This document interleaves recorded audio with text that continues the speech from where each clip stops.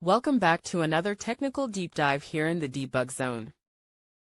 Today, we're tackling a big question and breaking it down with insights from other users. Hopefully, this clears up some misconceptions and helps you get the answer you need. So buckle up, stay a little curious, and let's jump right in.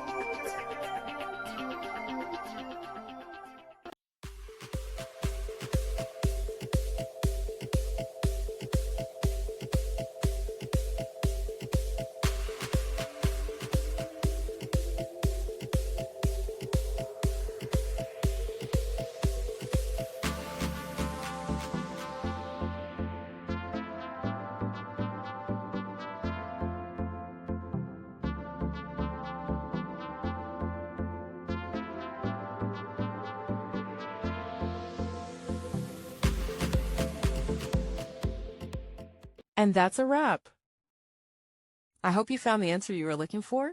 If you did, take a second to hit that subscribe button. It really helps out. And let me know in the comments which solution worked best for you. See you next time in the debug zone.